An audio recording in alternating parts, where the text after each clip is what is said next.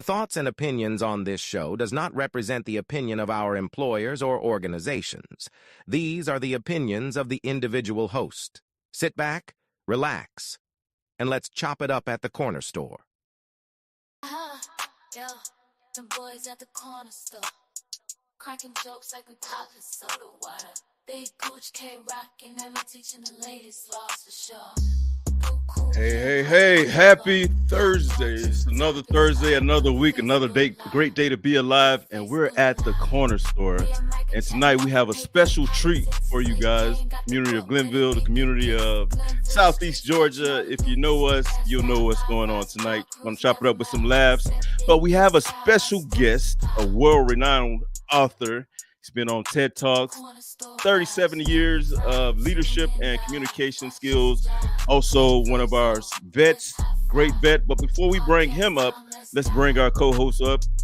We have Kaylee K-Rock Murphy, Xavier Big Gooch Lewis, Roderick Slick King, and the man himself, the teacher of the year, Mr. Edmund Richardson. What's going on, fellas? Man, who that in the dark over there? That's big Mr. Strongback. Strongback over there in the back. Man, hey, Al, I need that list. Hey, I hope you ain't on here like Cameron over there taking his cup shots. Still good to cop. Yeah, but man, how you guys been? We hadn't talked in almost 2 weeks. We talk all the time in the chat, but I hadn't seen y'all faces and heard your voices in about 2 weeks. So everybody good? Man, been busy, bro. I almost passed out in Walmart, man. Been running, man. Putting up roofs. Man, I'm telling you right now, if you ever buy one of them gazebos, get somebody to put it up. Man, how long have you knew this weekend was coming, bruh? About 18 years. Hey, you wait till the day before to put the gazebo up? No, man, I've been working on that gazebo for about a week. Get 2 hours. I get off at 5. 2 hours here, 2 hours there. Boy, you should have put some of that old Coach Scott class remedies on it, boy. Nope. What I should have did was purchase me a handyman and had him put it up. That was faster, easier, more convenient. I got a little duct tape on it, a couple missing screws. What's the forecast? No weather, no bad weather in the forecast. Right? If it rains, you're gonna get dripped on. But other than that, it's gonna be good. All right, good stuff.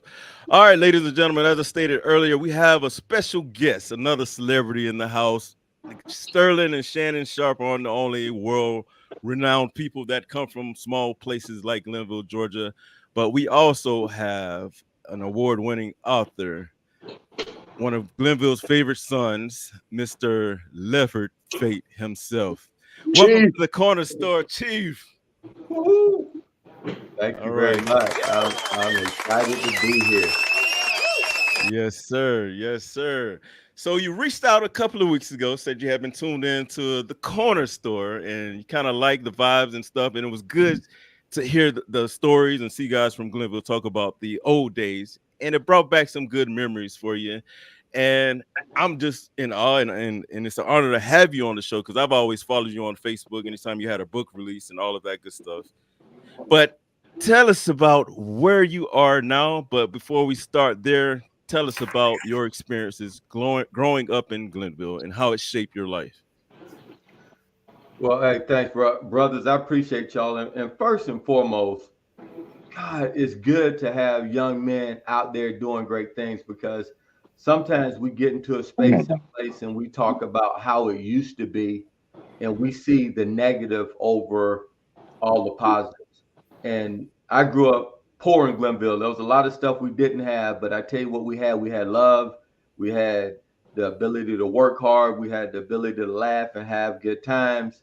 And that is important. I spent over 31 years in the military and I traveled the world. One of my brothers here is a defender, a security policeman like I was. And we've gone and done a lot of places, but I tell people all the time that that Glennville is my roots and the Air Force is my wings. And if it was not for Glennville and growing up in that environment and learning how to work hard and deal with adversity and go through defeat, then I wouldn't have been successful. What people don't know is when you grow up in a small town in an environment that we grew up in, you can't be soft and survive. And so I've been blessed to be from a space like that. And I got to be honest, I haven't always thought that. You know, sometimes you get in a situation where you see other people with more stuff than you have, and you think that they're better off than you. But looking back, I can tell you with zero reservation that what I went through, what I grew through, made me the man I am today. And so again, love it, love being from there. You made a comment that makes me smile, and I am definitely going to share this video because Sterling lives over in Columbia. Gamecock fan. I'm a straight up dog fan. Sorry guys, if you're a dog fan, that's who I am. Hold on, time out. Flag on the play. How do you grow up in Glennville, Georgia, but you're a Gamecock? And we have another guy that's watching. No, he said he a dog. He said he a dog. Oh, my bad. Yeah, that's my dyslexia. Okay. I'm like, well, I was about to get ready to hang up. Oh man, my bad. I'm trying to produce and host at the same time. My bad. And another person just threw me off. Rodney Dinkins. Rock Dinkins is in the chat. He's watching us. Salute the Rock. He's a Gator fan that grew up. Not no more. Rocker Georgia dog, man. That's for about a year now. Okay. Yeah. Hey, ain't nothing like a bandwagon to get things straight. I'm just saying. Okay. All right. Well, I went to the booth and went to the replay, picked up the flag. No foul on the play, Mr. Fate. There you go. Back on you. Nah, so we're close, but the reality is when you said famous and all that stuff, I don't see myself as that. I see myself as a dude that came through, and by the grace of God, I'm getting to do some really cool things. But I will tell you, the biggest part of my life is serving. Roger, like you said, I was a sergeant in the Air Force, a chief master sergeant, but I was a sergeant, and sergeant means to serve. And so I spent most of my life out there trying to serve and trying to make the world a better place in which to live. And I got that from my parents. I got that from people right there in Glennville, Georgia, that had this whole mindset that it took a village. At that time, it took a village to raise a child. And the good and the bad of that is that Hezekiah Hall, who lived next door, Mr. Farlow, Mr. Reuben King, Mr. B, Mr. Armstrong, those are the kind of people that would jack me up when I was running around doing things that I didn't have any business doing. So it was an amazing place to grow up. But let's be honest, there was some hardness to that also. So I'm ready to jump into this conversation, guys, because again, you guys encourage me because I know that Glennville is in good hands with you guys. So let's go. Good stuff. And for this first segment, we usually do paper and politics, so we can kind of mesh it together. And you have the Teacher of the Year, Mr. Edmund Richardson. If you want to go ahead and top it off with the topics you brought to the page or to tonight's show, we can take it on from there. Mr. Fate, chime in wherever you see fit. Yes, sir. Well, the issue that I was going to bring up tonight was the issue that I think it was last week where the guy who's the kicker for the Kansas City Chiefs gave this speech, and I want to bring to the table tonight. Do we think there's a double standard in the response or in the reaction to his speech versus Colin Kaepernick taking a knee during the national anthem? Woo, and we have two veterans on here that could address that for us. Well, in my opinion, it may not be popular. I think those are two distinctive, different approaches that I think Buckner took and what Colin Kaepernick took. Kaepernick took a stand against what he felt was some injustice in our, judicial system, and I agree with it. As a military member, I think my whole purpose was to protect your rights, protect your safety. And I did 20 years to give you that opportunity. With that opportunity, sometimes that comes with you not agreeing with me. I'm a person that stands for the flag. I put my hand over at football games. But if you choose to sit down or kneel, it does not upset me at all. You know, that's your right. I haven't really saw the full clip of I think it's Buckner, the kicker. Yeah, Harrison Buckner. I think he mentioned that women greatest accomplishment will be family instead of their careers. Depending on how you look at that, I from a traditional standpoint, I think most traditional women would probably agree with him. So, you know, the response, I don't think that it's equal, if you get what I mean on that. When I say equal, is a lot of people that were upset about the flag probably was misguided. And I think a lot of the Butler comments were taken out of context, especially in this particular world we live in, where, you know, you got to be very careful what you say and how you say it. That's just my opinion. I love that. And since you if I get to talking too much, tell me to shut up, please. But I'm gonna tell you something. Hold on. I'm gonna give you a sign right here, Mr. Fate. If you hear that, I mean we dropped the bomb on me. Okay, I remember the song. Listen, I did a speech on this. I said I stand, but I understand. And they went at that. They went at him, and they actually tried to use the military as a weapon against him. He wasn't standing on the flag against military. He took a knee as a silent protest on what was going on.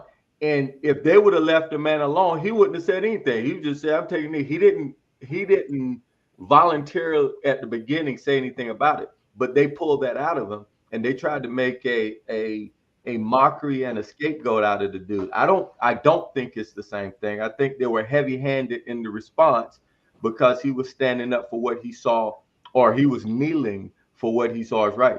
And again, I stand because I served in the military for 31 years. When I was 7 years old, I got to see my oldest brother in St. James Church with a flag draped coffin.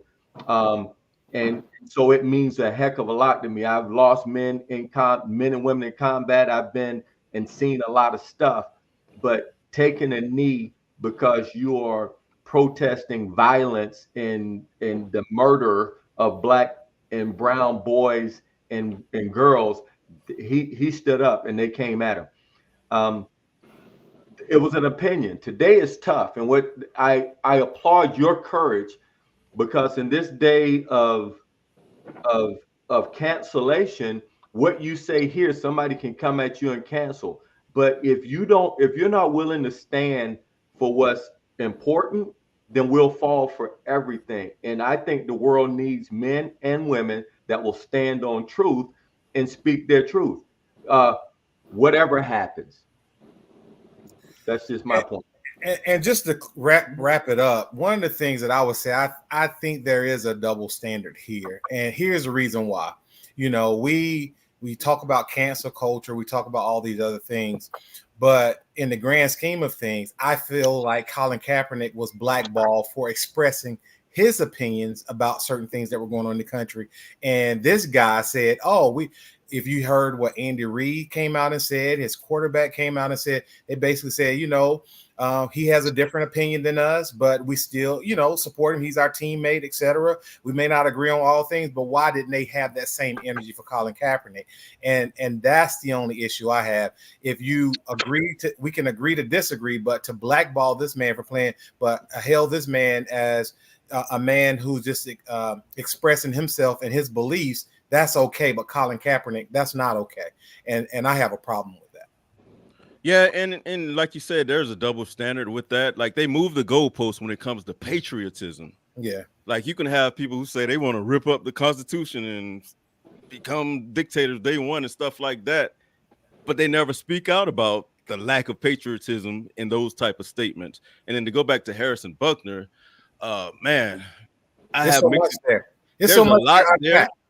But he's hypocritical too, because he's saying he's at a commencement speech where women are getting higher education to better themselves through higher occupation.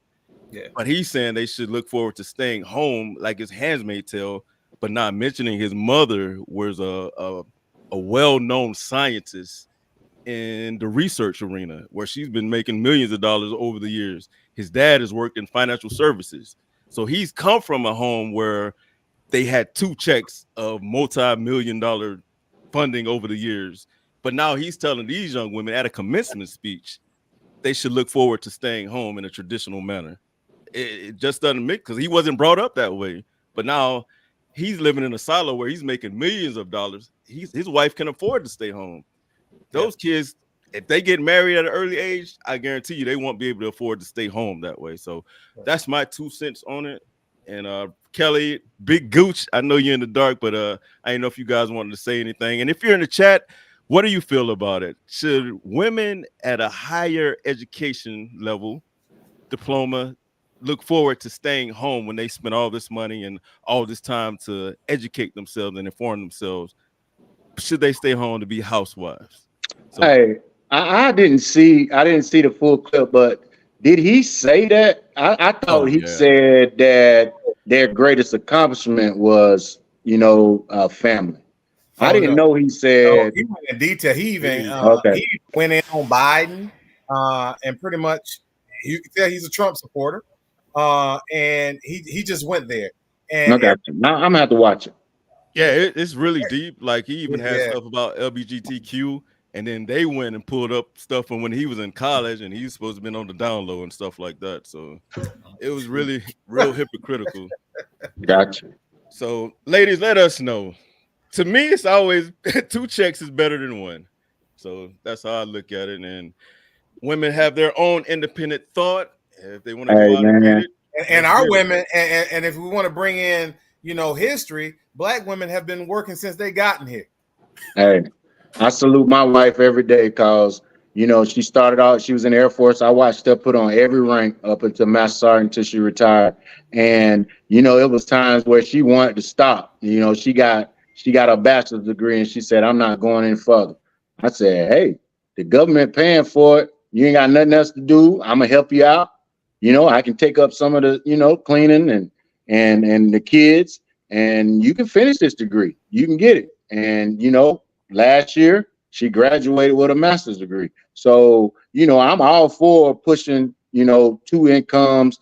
We real, when I say traditional, we traditional, but not traditional. You know what I'm saying? She owns the inside of the house. I own the outside of the house. You know what I'm saying? But I probably wash more clothes than she do. You know what I'm saying? And wash more dishes than she do. So, we just got to keep pushing. I got a 13-year-old daughter just told me she's going to Harvard. I'm trying to get her to Spelman, but right, I got some few years. But she tell me she's gonna be a lawyer. She's going to Harvard, and and I support her. That's good stuff. There. In the back of the whole thing, though. In the back of the whole thing is choice. I don't think a woman should feel that she has to do this or have to do that. You can make a decision, especially at a family thing. Tell us, instead of like back in the day, it was like you have to do a certain thing. It was real crazy back in the 60s, 70s, 80s for a woman to go out there and do things. Now they should have a choice. Yeah, I agree. I totally agree. Totally agree. Yeah. All right. So good stuff. Good segment. And like I said earlier, Mr. Fate, we don't want to keep you on all night, but we had a few more questions for you. Okay, hey, I got answers to questions. If I got a good I don't know meter too. If I don't know, I'll tell you. Oh well, you got to know these right here because these are going to be some lighthearted questions for you. You ready? I'm ready. All right, here we go. The Hen House or Hardee's chicken? Which was better? The Hen House. Hardee's. Oh. The Hen House. If it's from Glennville, who has the best? Well, it ain't the Double E's Hen House no more. I just went to an event. it ain't the same. The hen house used to be the. Y'all need to ask some grown people, some real grown people, with some 60+ people. Yeah, well, we grew up doing the hen house, the W's hen house era. So, and then we were there when Hardee's first started. As a matter of fact, Roger worked at Hardee's, so I dropped 32, dropped the 32. He only says Hardee's was better because he got burnt by the grease. So But again, I don't know what it is now. But listen, there wasn't a Hardee's when I left in '82. Ah, gotcha. Okay. All right. Did you live in town or out like Dewdrop in? Stayed over there by Church of God, didn't it? Church of God. I lived over on 317 North Russian Street. All right. Did you walk to school? Did you walk to school there and after school? Yeah. Walked to school went through the pass to go to the there was Sexton Elementary, there was the Glennville Middle School, which was the high school, and then the high school further up. So that's where I was. And so until I turned 16 and I bought the old flipper, my old car, we walked, hit the path with a whole bunch of folks, and that was some good times. Oh, good stuff. All right, leading to the next question then. Did they have the green grass when you were in school? You talking about over there across from IGA? Yes, yeah. Look. God bless the dead. Cindy Raymond. Somebody told Cindy Raymond that I was talking about. And Cindy Raymond was like Debo back in the day. And he was a friend of mine, but I didn't want anything to fight with this dude. And he came to my classroom and was like, we're gonna meet on the grass. And I was like, I was trying to figure out any way I could not to have to fight this dude, because Cindy Raymond fought grown people when we was in school. So I didn't want nothing with him. And so I had to do a little dust up. Oh, so you had a little dust up at the green grass. Woo! And my sister Ladina Fate jumped in to help me. I you don't come at Fates, because the women come get you, the cousins come get you, a couple of dogs that come get you. We was kind of like that. Oh yeah. That was back then. That was before I cleaned up and found the Lord. Good stuff. Now, did you play any sports while you were there? I didn't play well. I played football. I played basketball. Actually, I was looking at my junior and senior picture, and Reggie was our guard. We had Reggie. We had Jimmy Ford. We had John Murphy. I played with Sterling. I played with that crew. But really, I didn't get much playing time. I didn't blossom in sports until I left home, because I worked all the time, guys. I was in them tobacco fields and them onion fields. I worked at IGA. I was working on a hog farm. I said we didn't have that money like that. So part of what I had to do was go out there and get that money and help bring back home to take care of stuff. My mom was a diabetic. I lost my mom at 20 years old. She passed away 2 weeks before my son Calvin was born. March '86 was the best of times and the worst of times, and it was the best of times because I had my son. It was the worst time because I lost my mom. So I was in this. I don't know if you know what that's like, but I was trying to be happy and couldn't truly be happy, and I was really depressed and sad, but I couldn't be totally because I had a new son. And so it was tough. So for me, I never got to be a good athlete until I left and joined the military. And when I joined the military, I got good. And some people say it's bragging, but it's not. I made base team. I played in the UK basketball. I ran track. I did football, full contact. I did all that stuff. And I'm saying it for a couple of reasons. One is that just because you start out a little bit slow doesn't mean that you're going to stay slow. A weed grows real fast. An oak tree takes years. And I'm still standing because I'm an oak, not a weed. Oh, there it is. Is that an Air Force thing? Because Roger claims he became more athletic once he left Glennville and went to the Air Force. There's a couple of things. And I ain't gonna say Roger. I'm not gonna say he was like me. I'm just gonna put it like this. if you're an athlete and you're working a night shift, they will move you to day shift. Yeah. And I was stationed in Minot, North Dakota, my first base. The second year I was there was 100 degrees below zero wind chill factor. You're gonna work on your basketball game instead of standing out in 100 degrees below zero, right? And so I just got good. And when we weren't off, we were in the gym and people from everywhere. So you're in the gym, you running, you playing, you doing all that stuff. And when you do that, you can get good. Chief, it's kind of funny. My first duty station was Minot, North Dakota, and that's the first time that I couldn't go out, walk the neighborhood, and we lived in the gym. I started lifting weights serious, and I blossomed. I grew a half an inch. I went from 6 foot in high school to about 6'2" in a year, and I started lifting weights, getting them 3 meals a day, eating right. And next thing I know, I was jumping out of the gym. Yeah. Yeah.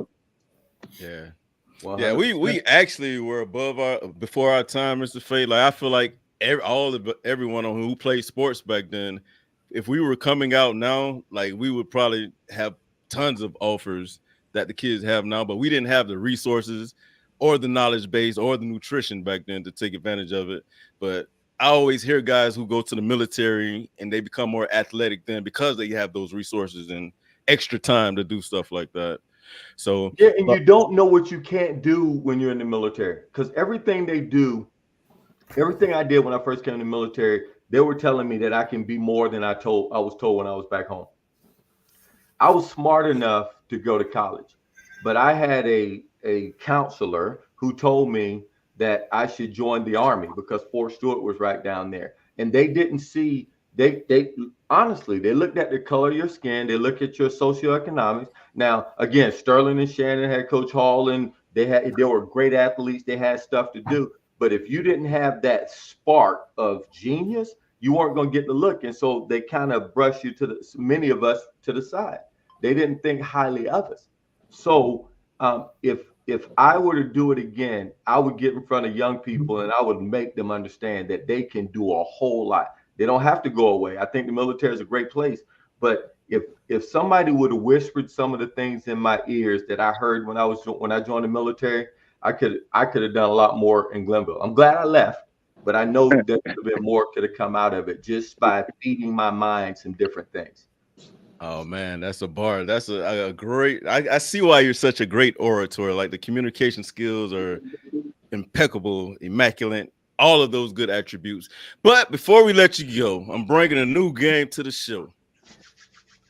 It's called Glennville in 30 seconds without saying So you're a top orator, one of the best speakers in the world. So you have to give one-word statements, one word, or just something that continues to go on for 30 seconds describing Glennville without saying It's like a Toastmaster. This is the corner store Toastmasters. So let me know when you're ready. Ready? Here we go. 3, 2, 1, go.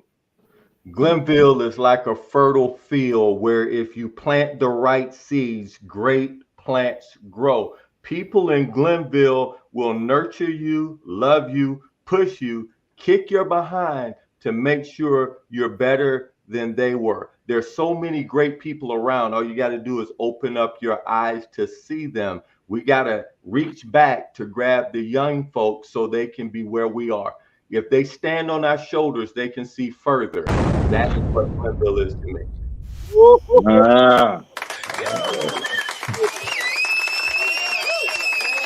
Wait, he took the first challenge of the Corner Store podcast, Glennville in 30 seconds without saying and man, you killed it like spoken words, man. I got to give you some snaps on that one, sir. What? Good job. There's a misspelling on your slide though. Because when I left Glennville, it was the corner store. And y'all added an R. Did something happen in the 90s or the 2000s? Hey, well, we try to be politically correct sometime. I got you. Well, it's no longer in existence, but I get you. I may have to change that. So before you go, tell the people how they can follow you, reach out to you, purchase your books, and all of that good stuff. All my books are on Amazon.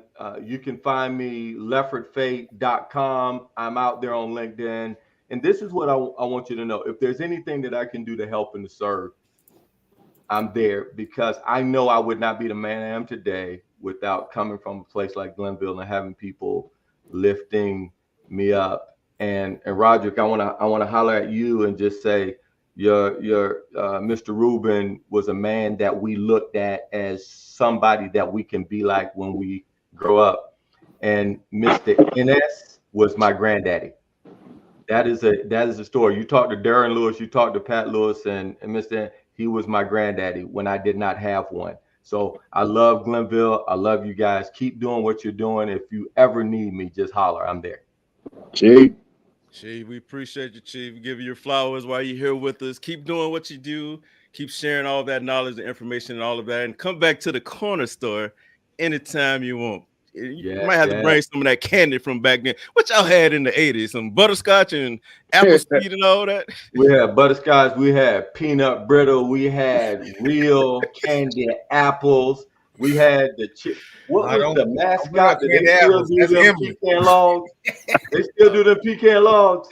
Yeah. Oh, man. I forgot about the pecan logs. Oh, man. That's a blast from the past. Well, thank you once again, good sir, for blessing us with your presence and dropping them gems on us. Come back anytime. We may have to set up a segment for you one day and let you bless the world even more with what you have going on. So thank you once again. And until next time, peace and love. Let's give it up if you're in the chat. Give it up for Mr. Chief himself, Mr. Lefford Fate. Yes, thank y'all. I appreciate you. All right, on to the next segment. Now this is where I may hand over the reins of the show. Let Roderick be the host for a second. So, I mean, if you're up to it, I mean, we'll take the show wherever you want to go. So you're an entertaining guy, articulate guy, and we kind of talked about in the chat local politics. Local. Do we want to touch on that or not? Like, I know we have. Like, hey, educate me. Man, I want to say something about this. It's disappointing. Only 120 people voted in that county commission race. That's disappointing. My son got more votes than that running for class president, vice president. That's sad. And then when you look at the number of folks that voted on the other side, about 1,000 people, or between 700 and 1,000 people voted in those county commission races on the Republican side and Democratic. The Republican primary. It's a losing proposition because people are not coming out to vote, and local elections are so important, man. These people act like they don't care. So, let me ask you a question. You know, is this the same seat that Maurice held for about 30 years? Yeah, so the seats in Tatnall County were redrawn a few years at the beginning. Well, I think back in 2010. When did Mr. Collins die?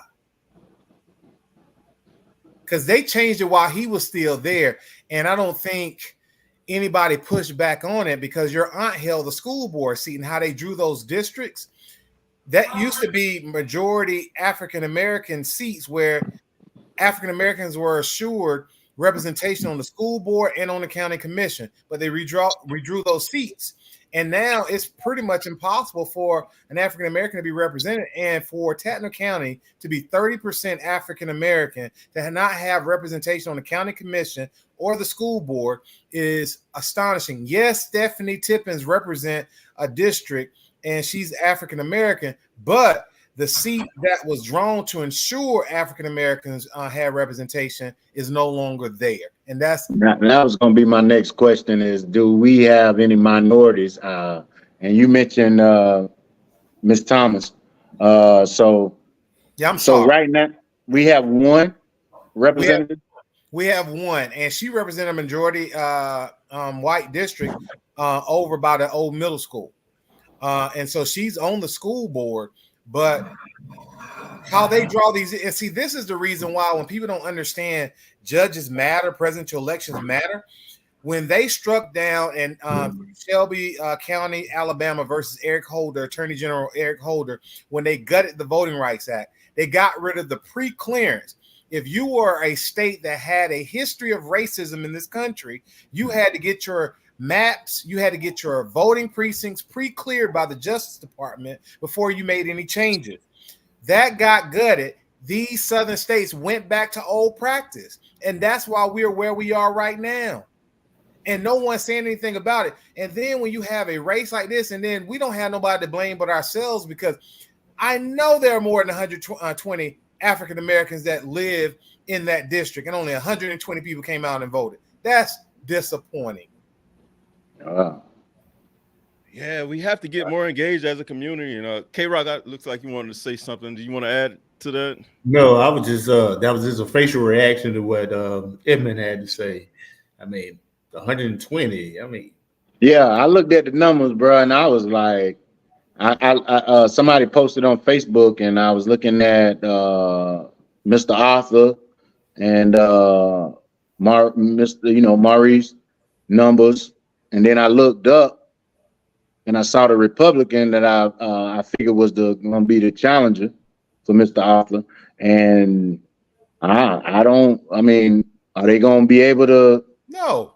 Let's just be honest. Let's call a spade a spade. No, because when you look at it, Mr. Arthur got 75 votes. Maurice got 45. That's embarrassing. Then you go into a general election where there are going to be more voters coming out. Trump's going to be on the ballot. And these folks talking about sitting at home. Nah, man, it's impossible. That's an uphill battle. Yeah. Do we have the demographic balance to even be able to compete, though? I don't think so. I have to look at those numbers again. I haven't looked at it in a while, but I know that I feel like they should have sued, because a lot of people down there, they should have sued those maps. I just feel like those maps are not drawn the way they should be drawn, and they should sue, because those folks have created maps that I think are not representative of the demographics of that county. Well, that county is 30% black and only not even one black county commissioner. Nah. Yeah.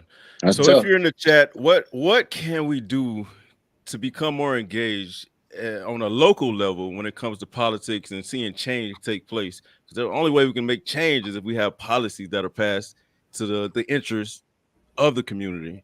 So if you're in the chat, what can we do? What kind of initiatives can we get out? I mean, tap into the people that we put in place. I mean, what can we do? I mean, I know one thing we can do is those dollars. Dollars make sense. Who is the number one? Who is the number one consumer in all of them? Pack your bags, calling you out.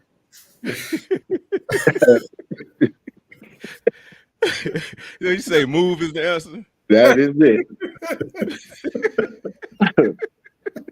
Hey, how many? Man. You got 4 streets. Pick one. Move. Here we go. Hey, hot dog. Your girl struggling. Yes. In case y'all don't know who the young lady we're talking about is Caitlin Clark. And ladies, if you're a basketball fan, chime in with her. She's struggling right now. Got a check the other night too. They ain't putting up with it. All that push off. You know, she dribble high, and them girls in her mouth. I tried to tell you it was gonna be an adjustment. And now folks are talking about they just going against they shouldn't have gave her that tough schedule at the beginning if they want us to watch. I've been listening to people and I just laugh. Yeah, I mean, if you get on Twitter and listen to these people, they conspiring against Caitlin Clark, and the WNBA is fumbling the ball. They should have gave her a easier schedule. Yeah, I'm like, no, y'all just told me that this girl was gonna be able to she can go to the NBA and play. Yeah. I mean, ain't that what we're talking? Yeah, some of the talking heads are saying that. Colin Cowherd and all of them are saying that she should have got an easier schedule. And Big Gooch, what? Dang, we just lost Big Gooch. Kelly, what do you think about it, bro? Man, it's a step up in competition. I mean, you in Iowa doing your thing, but I mean, this is a WNBA, and they already told them coming in they were gonna come forward. So I don't think an easier schedule was the solution or anything. It's just the competition. I think she's good. I mean, she's a great player, but I mean, when you're playing against other great players, the playing field is even. So she just got to step up a game. Yeah. I agree. I agree 1,000%. And then I saw something on TikTok. It was off of another podcast. I didn't even think about that. Did she stay 5 years or 4? Did she play 4? I think she was 4. It was 4. Well, maybe they were misinformed, but they were saying she played 5 years, including the COVID. Oh, you know what? I did hear something about that because they were talking about the record and the number of years she was in college. Yeah, but I don't think she got any playing time her freshman year. I don't think so either. Yeah. I remember people talking about that she broke the record in 5 years instead of 4. Yeah, and I think the person before her broke it in 4. So they were like, she's actually older than the kids she's playing against, and now she's playing against grown women, and now you see the difference. Yeah. It's adjustment period, man. Just like I don't know what they got going on at Bronny James' house. You know what I'm saying? I don't understand what's the rush. You know what I'm saying? I know your daddy getting old and you want to get in the league with him, but I think we know LeBron gonna sign his next deal gonna be at least 2 years. So why not wait? LeBron can go up there and tell them I ain't signing but a year. 2 years. He kind of own the NBA right now. So to rush this kid that did not average double digits in college, did not start in college, and I got it. What's his name didn't start in college either. That played for Phoenix. Booker. Booker didn't start in college. You know what I'm saying? But he's not Booker. You know what I'm saying? So I don't know. I mean, I don't know what's going on, man, with that situation. I think it's more of the entertainment factor. Like, if they end up on the same team, every game they play is going to be sold out. Have you ever seen and got to witness them play, Bronny? Like, not on TV, like in live. Like, y'all need to come up here one day to Augusta to the what they call the Nike tournament, Peach Jam. It's held up here in North Augusta, and I got to see Bronny. I went out there, paid the $25 or whatever to get in, and I watched Bronny play. And he was not. You could tell he was well coached. You could tell he was trained well, like he could jump. His body looked good. But other than that, I think my son better player than him. Shoot, I actually think his brother has better basketball instinct. That's what I was about to say. His brother, I saw his brother play, man. His brother played. His brother also taller too. Right. Yeah, so I don't know, fellas, ladies, if you're in the chat, Caitlin Clark having a rough time. Our girl Angel Reese, is she making you a believer yet, Roderick? Not yet. Nah, she only had one good game, Slick, man. The girl been balling. She had one good game. She done broke a rookie record already, bro. 5 games. She had one game. She set a record in her first 5 games. And they were pushing her around, all that. See, the WNBA, they bet it wrong. They bet it on Caitlin Clark because they wanted that money. And they weren't paying attention to Angela Reese and televising their games. Yeah, you know what I'm saying? The rookie of the year right now is that girl out there in LA. I don't know, the tall Russian. Yeah. I don't know. I think they dropped the ball on not promoting them collectively. Like right. But also promote all those other young ladies. Like, kind of like when LeBron came in, Wade came in with them, Bosh came in. I mean, they promoted all of them. So yeah, they should have promoted the class instead of focusing of the individual players. Yeah, exactly. Now they got Caitlin on prime time, turning the ball over, getting that ass whooped. Yeah. Hey, complaining. Hey, complaining about her teammates. Hit that floor and looked up. Girl, you in the WNBA now? Get your ass up. Yeah, she did raise the bar though for them. Joe's getting chartered jets now and private jets. So hey, that's one thing out of it. Yeah. Hey, come out. Hey, make that money though. Come out the Yeah. pockets. Yeah. All right, on to the next subject. We don't have much more, but hey, I'm gonna go ahead and break the ice, man. I was about to break the ice. Go ahead. I'm gonna let that go. I'm gonna let that go. I'm gonna just make a statement, man. You can't be private if you making public statements, especially on Facebook and all that. You know, you can't ask people to stay out your business. And you put your business out there, right? And you put your business out there. Put the business out there, right? That's right. And the statement of you hating on me, you know, they always saying you hating, you always watching, you stalking my page or whatever. You put your shit out there. Exactly. You know know what I'm saying? You do that because you trying to get them clicks and you putting yourself out there. If you don't want your stuff to be known, stop getting on there and go live. Stop getting on there and posting everywhere you go, everything you do. You know? But you want that attention because you just like anybody else with social media. You know? Yeah. I mean, just got to be conscious of what you put out there. You can't put something out there and then say, I didn't want you to comment on it. Yeah, you shouldn't be commenting. I don't never put my private items out there. You know, I put you know, you're gonna see my kids, you're gonna see some life accomplishments, you know, some family stuff, some congratulations, you know. I'm talking to those, you know, individuals that you know, that feel like that they need to, you know, get that ego, I guess, ego push by posting. So yeah, I mean, and this ain't to just a person or nothing. I'm talking about a collective. You know what I'm saying? I have over, you know, 3,000 friends, and you know, and everybody kind of, you know, you got that 5 people that out of my 3,000 friends, you got 5 motherfuckers that is always posted. Yeah. You know what I'm saying? So, why you trying to talk about me, though? Hey, I'm tired of seeing you in the gym. Okay, Slim. Nobody care about you and your big head son, man. I was gonna say, man, I'm about inspiration, motivation, and positivity. So that's the theme of my posting right there. I hope you leave that gym we love in that. Jacksonville when we hit this ship in a couple of weeks. Say what now? Whoa. I hope you leave that gym in Jacksonville when we hit this ship in a couple of weeks. Boy, y'all should see that outfit Big Al picked out for this cruise. Boy, man, you better be y'all glad should I ain't see got the that outfit my wife got me. No, bruh. I'm gonna take pictures. I'm going with it. She got me and my son going in there like twins. Is it Sheem or Timu? I don't know where it was, bro. I think it was Shimu. Okay? I think it was Shimu. But I'm a pimp it though.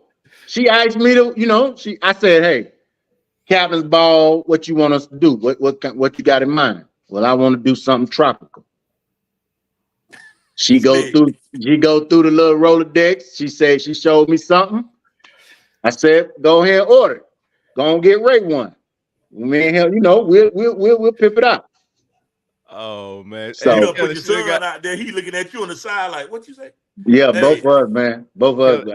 Hey, we gotta share that. Kelly should have got this joker Rayon from City Troon. Hey, I'm gonna pimp it. Hey, I'm gonna pimp it. I'll tell you, bro. My wife buy my clothes for our out of town trips too, but yeah, bro. That's the first time she done that though. Oh yeah, yeah. She first time. She must be trying to make me look bad, so all them women's out there on that boat. Oh man, she might. Bro, I said we should go live on the boat. Yeah, I don't know, man. We might have to sign an NDA for that. Yeah, man. Cameras. When y'all going? I'm on the 14th. We come right back on the 10th. Yeah. Remember I told you? When we come back, you going 3 days later, 3-4 days later. Yeah. All right. Yeah. Leave something on the island for me then, boss. Oh, man.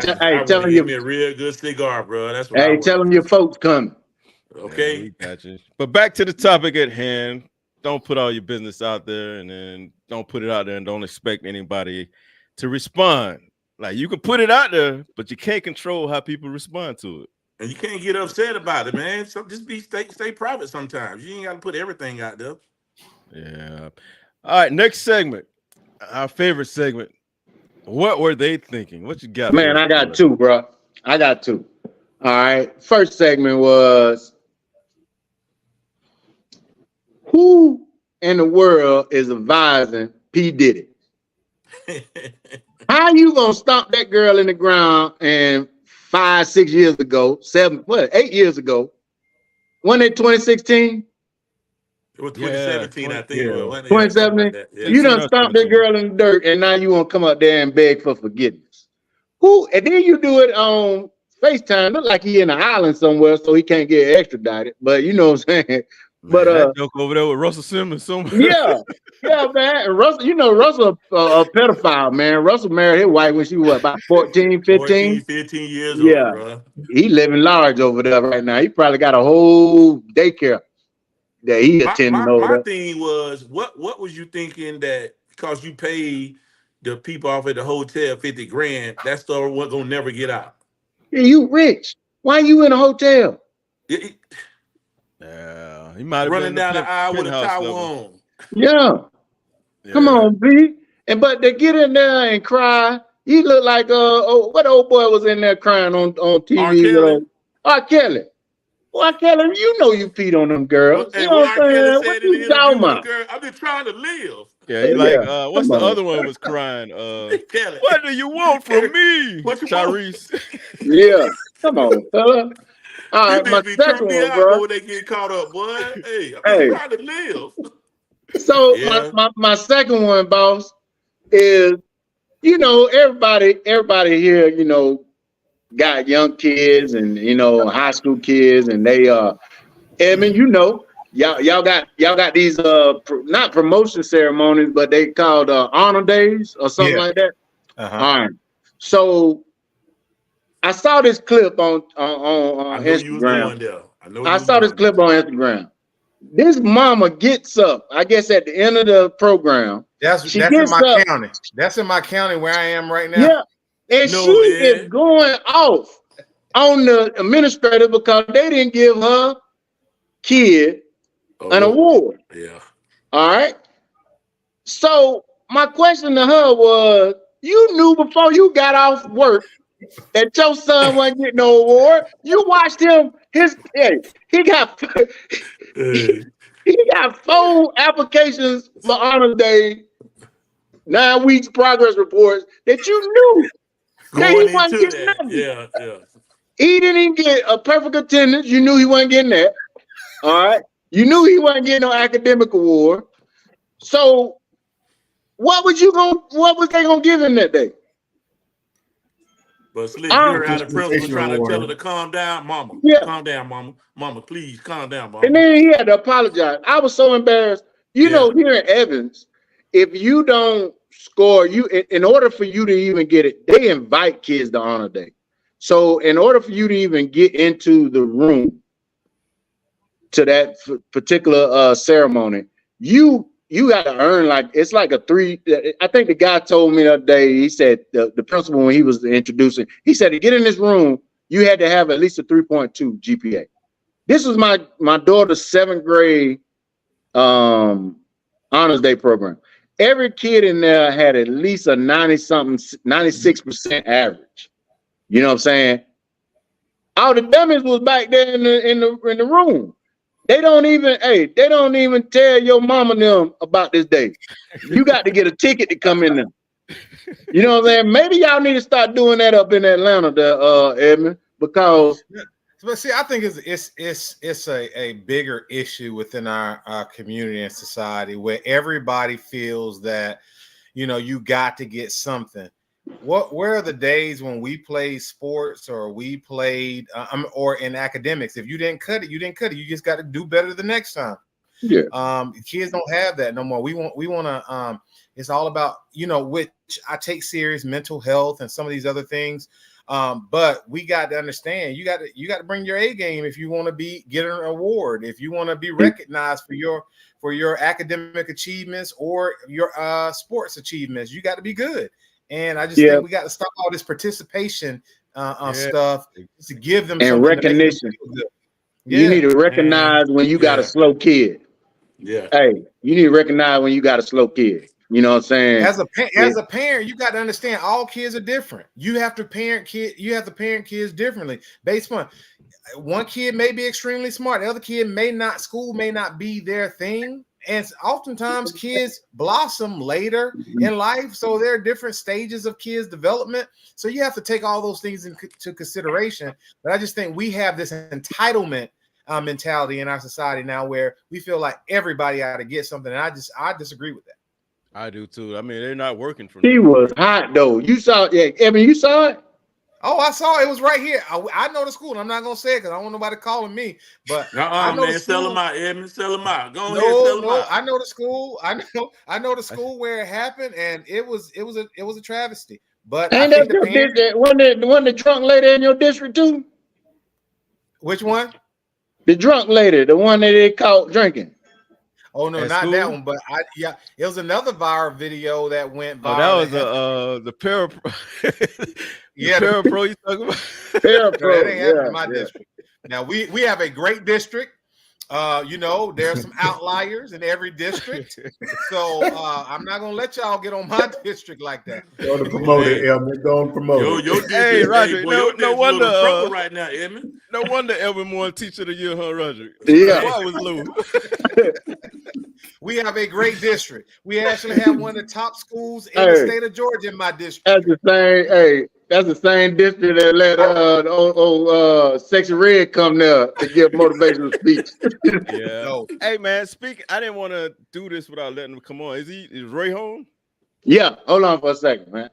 All right. Real quick while he's getting Ray, we wanted to acknowledge Roderick's son, as well as your son too. I forgot to tell you to bring him on, but Ray's one of the standout athletes in Georgia that's going on to play at the next level. There you go, prime time. There he is himself. What's going? What's happening? Congratulations. Drop a bomb one time for Mr. Ray. What's going? Hey, how y'all doing? Hey, how you doing, man? How you doing? What's going on, man? I'm just chilling. Just wanted to bring you on real quick and tell you how proud of you we are, first and foremost. Yes, sir. Kept up with you through Facebook and got a chance to see you live over this last year. And man, you have that it factor. You just need that opportunity. So yes, preparation meets opportunity. That's when you elevate to that next level. And I'm looking for good stuff from you. And man, you about 10 times the running back your daddy was. You ain't got no bad feet like your daddy. Hey, he's still gonna say he was tough back in the day, but hey, I got that. Now I will say he was tough, man. Hey, he was tough. Hey man, he had cleats with no cleats on the bottom of him. He ran barefoot.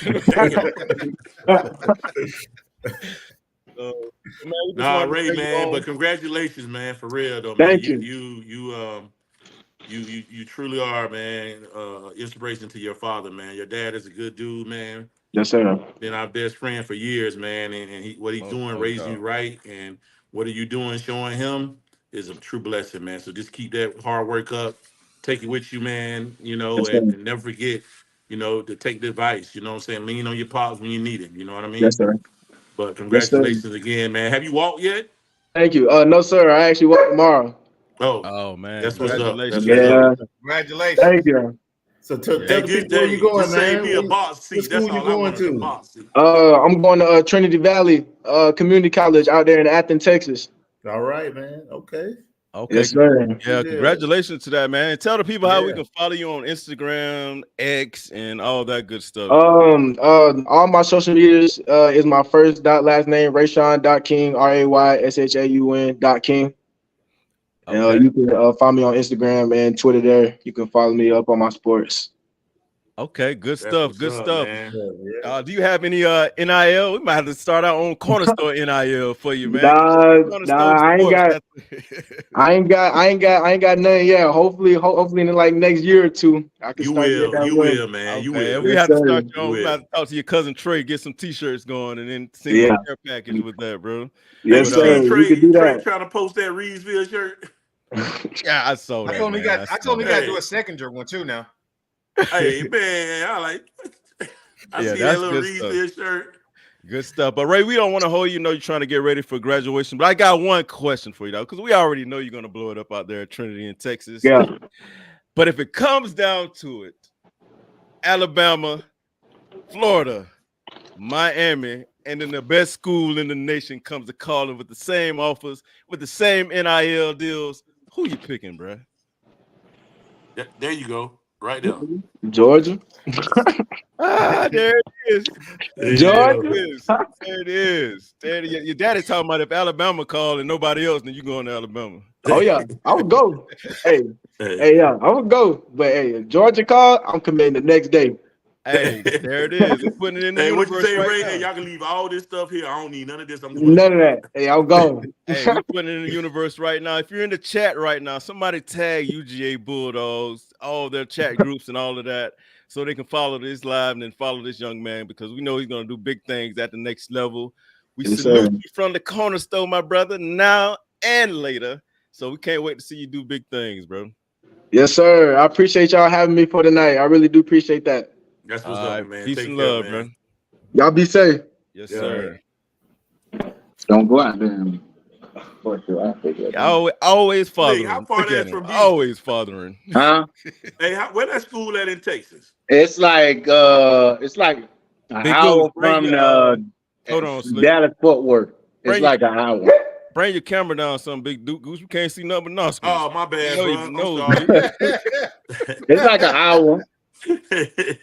It's like an hour in up around Dallas. You know, matter of fact, it's like an hour and 30 minutes from the airport, and from Dallas, it's like right at an hour. Oh man, yeah, I just shoot, man. You know, I'll be out that way with work a lot. So. August the 24th, man, his first game. I will be there. We definitely just keep us in the loop, bro. Because I'll be out that way. I'll be headed back that way later on this year too. Yeah, gotcha. We have to do a corner store trip out there and tailgate or something. Come on. You know, I've never tailgated, man. What? Yeah, I think I went to Jacksonville one time and kind of joined some tailgates, but I've never went out to any sports facility, high school. You know, they tailgate here in high school. They do that up in Burke County. Do it. Well, they used to do it. They got banned because it was a shooting or something. But Burke County, most of these Augusta high schools, especially around homecoming, they used to go out there and tailgate. But I've never done that. I've never seen Tanner County. They did. Yeah. They tailgate at Tanner County. Yeah, right at that fence where we used to run out to go to the locker room. All them old heads staying there. That's tailgating. Man, that was cigarette smoke, not grills. That's smoke. what we. Hey, Slick, the same nigga in Glennville, man. They sit right there at the gate to talk shit to us and tell us, "Hey, man, tighten up, man. Hey, down on the hip, man. Goddamn, hold on to the ball. You ain't sorry as shit, man. The boy beat your ass. That's how we used to hear." Gooch, yeah. Hey, after the game was over with, y'all was the best. Y'all killed that shit. Hey, Gooch, I will always say Luther Campbell had just as many yards as Roger King, but every touchdown, Luther ran down the sideline. Every touchdown Roger had, Luther was right there beside him on the boy, y'all stupid. Hey, you look on the track, you see Luther just going like, God damn, go Luther. Hey, them long boots. That's all you saw. Cutting up. Man. So you wrapped up with them. Where are they? I mean, what were they thinking, Roger? Any more? Man, that was it. Just the two, Edmond school district need to tighten up. Damn. If y'all not gonna give all the kids a award, then y'all don't let them come in the building. Slick, what happened to the attendance awards, man? Why y'all ain't just give that little boy an attendance award or something, man? Man, he probably ain't go to school. Okay. You know what I'm saying, bro? Remember how we used to get attendance awards? Bro, it's hard. It's hard not to get an award at what grade that was, like 5th grade? Yeah. No, they weren't even that. They were like kindergarten, weren't they? Nah, I think I forget. It was elementary. I just don't know. It's hard not to get an award. It was embarrassing. It was embarrassing in general. You could have got a helper award. You could have got helper of the year award. The Quiet Muffin Award. I mean, it's several things that they could have gave that little man. Award. Yeah, he probably was. Hey, little man didn't get nothing. So you already know. he was a terror. He got embarrassed. Yeah, that's walked down stomping like, dang, mama. He was a terror. I guarantee you. That's a reflection of his parents, though. You seen his mama? No, I haven't seen it yet. Bro, you gotta watch videos. She was 38, bro. See, let me tell you what one of my dreams, hopes and dreams is for us to put as much emphasis on our children's academic success as we do on prom and graduation. Yeah. Man. Did you see them Florida? You seen them Florida people? Yes. So they rolling up like they at the gala, bro. Okay. G-Wagon, slingshots. You seen the two boys with the pads? Yeah. See, we've got to the point now where we're up in a hearse. Yeah. You see that one with the girl pull up in the hearse? Yeah. Oh yeah, I saw that. You saw that, Kelly? Go ahead. Emma trying to get. Go ahead. In the hearse, pull the coffin out the bag. Pull the coffin out. The tall ass white girl came out. I was like, what the hell? The weirdest stuff I ever seen. One of the things that I do see in our community, though, the people that care about these proms and all this other stuff, when you look at those kids' grades and how they perform in school and what they do afterwards, if they put that emphasis there, man, we'll be so much better in our community. I mean, we got kids not reading on grade level, but they're gonna go to prom and show out. They're gonna get on Instagram and Facebook and spread the wad of money out and floss and do all that stuff, man. We need to have that same energy when it comes to our kids' academic performance. And you seen the girl about it, and the kid got killed afterwards about that. He went to prom, he flashed money, and what was that same night somebody killed him. Yeah. You seen the little girl? Hey, you seen the girl that was? I guess she was living in low income and projects, and she had the little dance team come out the house. Man, I saw that ghetto mess. And then she gonna. And then one came out looking like a peacock.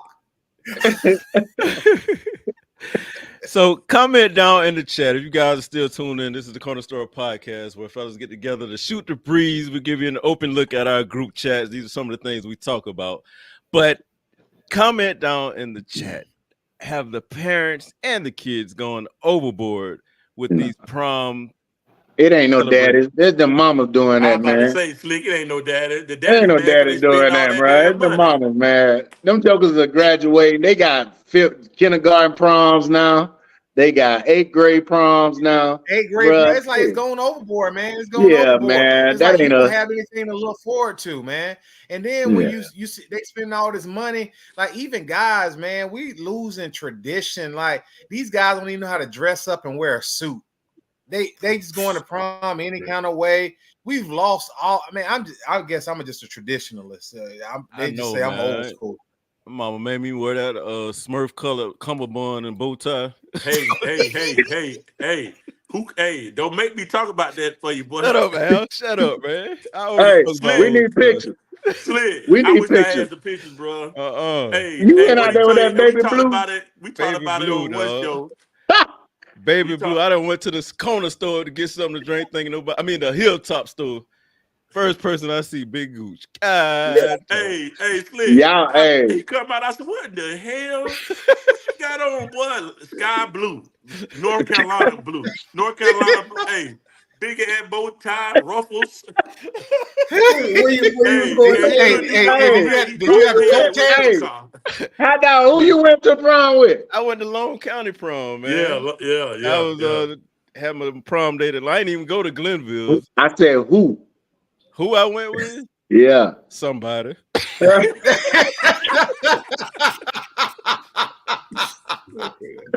I'm not about to put it out there, bro. If I threw out a niche, he still won't get it out, dog. If I threw out a niche, he probably still won't get it. He probably would. He might though. I don't know. And then Antoinette. No, man, the other side from them. Like you had the Sandhill side and you had the Berry side. AB, ain't it? You AB? Talking about Broad Level? Almost Broad Level. Berry Hill over there. Oh, it wasn't no girl from what's the name? Stephanie, was it? No. I'm gonna find out. I'll tell y'all fine. I don't want to say it. I'm find out. Try to get me caught up, boy. Yeah, I'm fine. Ain't got no pictures though. Don't go try to track them. I ain't got no pictures, Slick. I ain't gonna lie. He out there. Hey, he out there. Mama, Hey, you on here? Real quick, Al. Speaking of pictures, I got one more. What were they thinking? Oh. So if you're in the chat, I Put it need y'all out to there. pay attention to this and send this to them once you guys see it. So take a look at this. This was around 1992, 93, and the Gorgeous Hunk contest. What were they thinking? And that's Phil back now? That's We have bro. Phil Bird. That's Mike Let me see if I can Red. play it again. Mike Red, the and DJ. Donald DJ. Jinx, Rochelle, And Rochelle. Mike Jinx. Oh, Phil in there looking like Erica back there. Yeah, Looking like man, strawberry wine. Hey, Phil look like he'll fit right on in right now. Oh, Hey, Right on there. He had a little stance down and everything. Hey, he was coordinating too. Hey, what? he was coordinating too, bro. Our homeboys thinking they gonna kill us when they see this. They gonna kill us, bro. Hey, go back. Mike, hey, blow up. Mike Zoom look like in, he. hot dog. Zoom Mike in look on like he done did that a couple times. Yeah, that's a good throwback Thursday. Mike Red, come to the table. The People's Court need to hear from you, bro. He looked like he did that a couple times. That Mike shit Red look like it got fit. my Aunt Cleo hat and all that. Yeah, that looked like it fit. Like that was tailored for him. Oh my God! Now, Roger, were you in the Gorgeous? No. Damn, Slick. Slick, you was in there 1 year, Slick. No, I ain't participating in that mess, man. So hey, Edmund Mentor had y'all out there doing that. Oh, Miss Coleman. Miss Coleman, did she run that Gorgeous Hunk contest? Yeah, Big Al. Yeah. I think she I ain't did. gonna lie, I ain't gonna lie. I can't pick. I did powder pictures. puff. I did powder puff 1 year. Oh, hey, man. Shannon, you know I was in it, but you won't never see them pictures. You was in it too, Al? It's a Yeah, I ain't video gonna lie, I went circulating. in. It's a video out there somewhere. No, sir. All I want to hear, Al, is how you hollered at Kelly when him was sitting up down and you saw us in the crowd. You had the twain down and everything, man. Yeah, hey, y'all better be glad he wasn't on them bumblebees.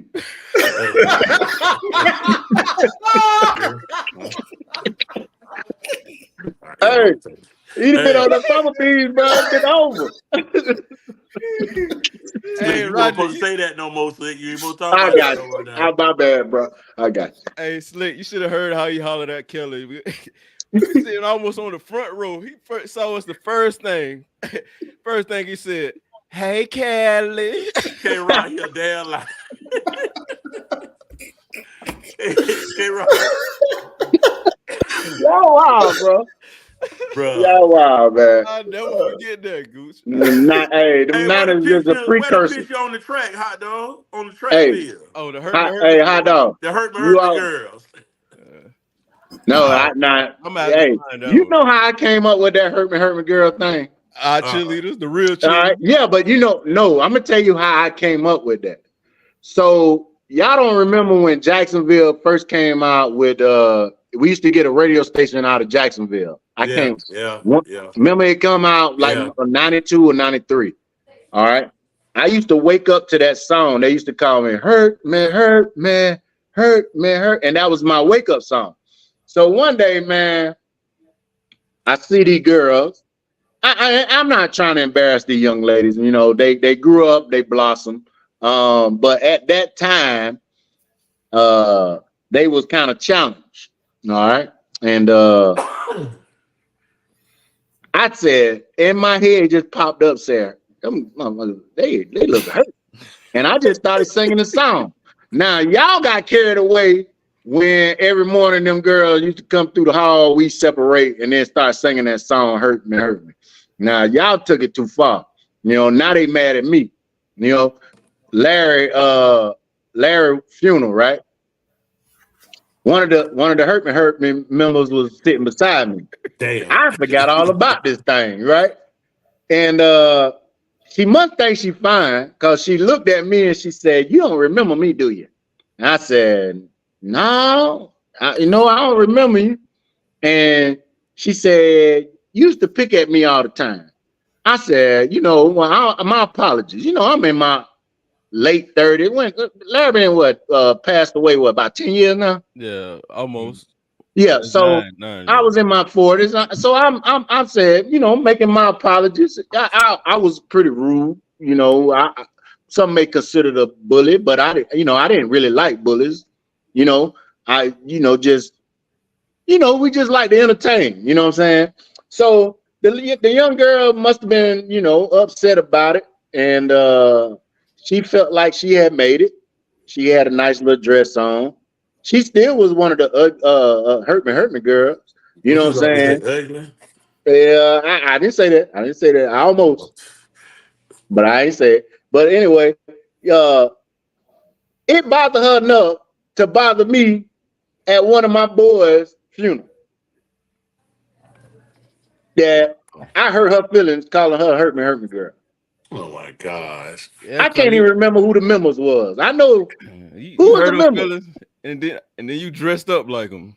Yeah, who was the members?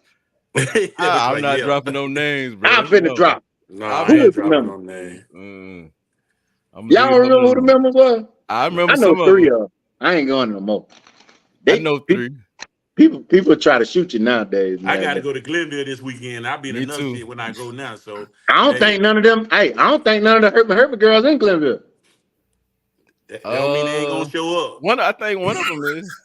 Huh? And it's a holiday weekend. They ain't gonna show up. This graduation pull weekend. Up on yeah. Okay, they pull. Hey, you still coming that shit, huh? Hey, no, what's up, bud? I'm good. What you say about hurt me? Hurt me. Yeah, but once again, ladies and gentlemen, thank you for tuning in to tonight's show. Thank Mr.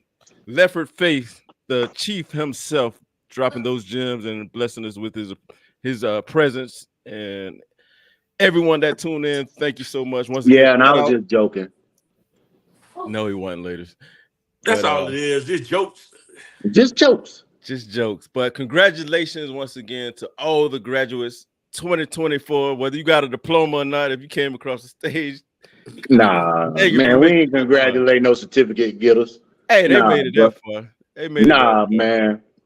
They made it that far, bro. Hey, the only joker I know that didn't get a certificate that graduated was Big Jeffrey. Damn.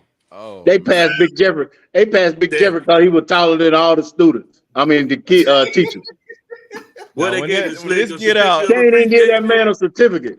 So when this get out, it's gonna be.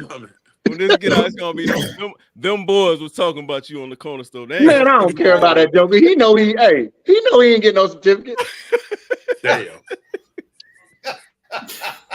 What he gonna do? Hey, how? Hey, I love this joker right here. I love it. Hey, we ain't talk about this. Who you got, Slick? Minnesota. Who you got? Boston Timberwolves? Minnesota. Yeah, I got Boston. I got Boston in 7. I got Minnesota. I like Minnesota in 6. Yeah. So yeah. But once again, thank y'all for tuning in. Announcements. Don't forget, on July the 20th, Glennville Annual Youth Empowerment is going down at the Glennville City Auditorium from 9 a.m. to 6 p.m. So they're going to have a lot of stuff going on out there where they have a panel of speakers, games, DJs, vendors, and all of that in Glennville, Georgia, July 20th at the City Auditorium. So come out and support if you can. All right. Anything else, fellas? That's it. No more. What were you thinking? Hey, I miss y'all. What you gonna? For a couple of shows. What you gonna do now that school out, man? Man, I'm gonna teach summer school. I'm gonna make that quick buck. Oh, I was about to say you probably going to Sexy Red concert. No, make man. sure you go down to that school where that lady was at. Okay, make sure you teach them. I can see every now. I hate her, man. She's dirty, man. Yeah. And then Kelly, congrats to your girls also. And Sydney's at FAMU University. Just completed. This is her first year. This is her first or second year. Nah, she going into her third year. Third year. We start early in Duval, baby. We start when they're senior. You gotta have a graduate too. Yeah. What's her major, Kelly? What's her major? In pharmacy. So she still got a couple more years. Okay. Oh yeah, that's my girl. She want to make them bucks. Now, how about the other one? She's in high school. Oh, okay. I thought she going into her third year in high school. Oh, I don't know why I thought she graduated last year. Yeah, Sydney's my little producer. She texts me, "Hey, y'all need to do this on the next show. That was a good show." She critiques us, so that's my little partner. So we want to get her on the show before she goes back. Also, my cousin Tara in the Wars, she was Georgia Southern superstar who's now going to Mississippi State. We're supposed to get her on the show as well over the summer. So big ups to everybody out there. And then, oh yes, Kelly, what does Sydney think about FAMU getting bamboozled out of $243 million? What? Man, oh yeah, I knew something was wrong with that guy. God. He looked janky. Them busted shoes, that suit he had on, talking about 250, 50 something million. Yeah, I think it was 53. Yeah. What happened? Man, he can't come back to Florida, man. I ain't hear about that right now. No. Oh man, this joker done this man gave FAMU stock in his company where he valued the stock at a certain price that totaled the donation that he was planning to give to the school. The problem with that is it's like I can start my own company and say my company is worth $1 trillion, and then I'm gonna give you, Roderick, stock in my company that has no value. Right. All to let him speak at the commencement. He was going to speak at the commencement ceremony, bro. Yeah.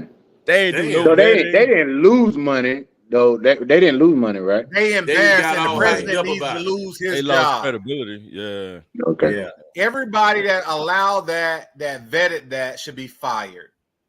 Yeah, they didn't vet it. That's the problem. That's the problem. Wow, that's crazy. Yeah, man. But that's enough about HBCU. There's only one. That's enough about FAMU. There's only one real HBCU. That's Savannah State University. I'll be the same. I don't say nothing else. I know. I can't let you go there. You can't do that. Morris Brown. Can't do that. Hey, do that. All y'all went to. Hey, all y'all graduates from HBCU, eh? Yeah, we all attended them. Yeah. Yeah, all attended. Kelly, where you going? I went to Morris Brown, then I transferred to Georgia Southern. Okay. Now you Morris Brown, right? Weren't you Morris Brown, Edmund? Yeah. Yeah. Al was Albany State for what, 3 months? He was almost stayed. He almost stayed. Yeah. They didn't even give him a key to the room. He was gone so fast. Oh, he held it down. Hey, but I ain't even gonna worry about all that. Tell him who was on the team when you went, Al, and he couldn't even touch you when he was there. Anybody know Will Roberts? Oh, yeah. Oh, I heard that name. Rick Ross. Rick Ross was, yeah. I did see a special where he said he went there for a little while. Yeah, he was Rick was there. He was 2 years offensive line. Yeah. They said they got tired of him rapping too, so he left. All right, man. Good show tonight. Thank y'all for tuning in. Great cornerstone. Thanks to guests again, and stay tuned for many more guests to come and more topics to come over this summer. Peace and love. Congrats again to all the graduates out there and all the parents and supporters and caregivers and all that as well. Not y'all certificate, get us. Peace.